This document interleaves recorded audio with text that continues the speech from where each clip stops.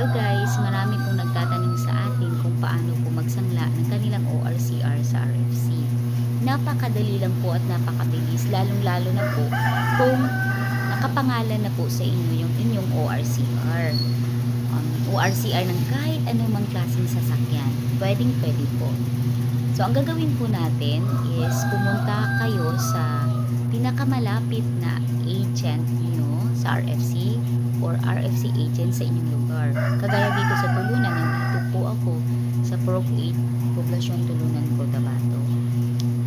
At mag-fill up po kayo doon ng form, application form. Or pwede po kayong tumawag sa number na ito.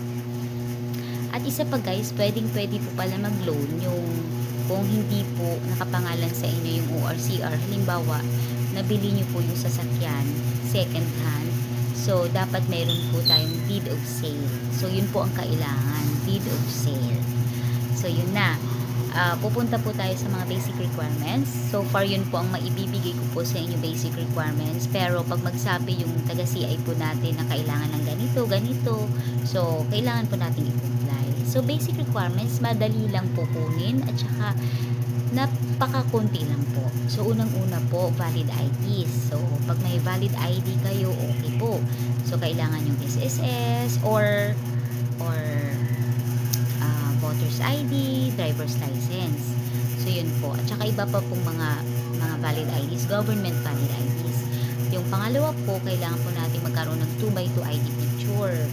So, yung picture, 2x2, kailangan yung mukha nyo sa picture at yung mukha nyo sa personal magkapareho.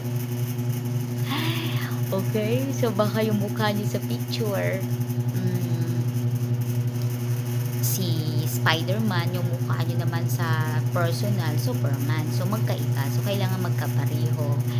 At saka, yung pangatlo po, barangay clearance. Doon, kukunin po natin sa barangay natin yung barangay clearance. Kasi, doon po sinasabi na ikaw ay may good moral character, ikaw ay walang criminal record. So yun, barangay clearance. So i-clear po natin yung name natin doon sa barangay. So doon po kayo kukuha ng barangay clearance sa barangay nyo. Tapos kailangan natin yung barangay certificate. So sa barangay certificate, doon sinasabi yung monthly income mo.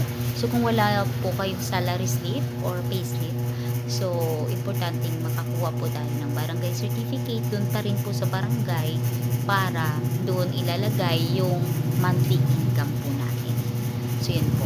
At pang-apat na po ba tayo? Pang-apat is proof of billing. Halimbawa, electric bill.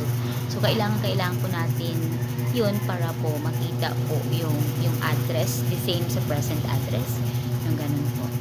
At saka kailangan po natin yung marriage contract. For example, yung co-maker nyo po is yung asawa ninyo kasi automatic naman po ang co-maker is yung spouse. So kailangan nyo ng marriage contract. So far yun po. At yung mga requirements po ng maker or yung loaner, yung maglo-loan at saka nung co-maker ay halos magkapareho. So, kung may co-maker po kayo, so yun pa rin po yung mga requirements na kailangan nila. So, wag lang po yung marriage contract ng co-maker. Kung halimbawa hindi mo spouse, halimbawa katrabaho mo or relative mo, wag na po yung marriage contract. So, ID lang, yung mga barangay clearance, barangay certificate, yun din po yun. So, kung mayroon po tayong tanong, please wag po kayong mahiyang mag-ask po sa number na ibinigay ko or sa messenger po. Thank you!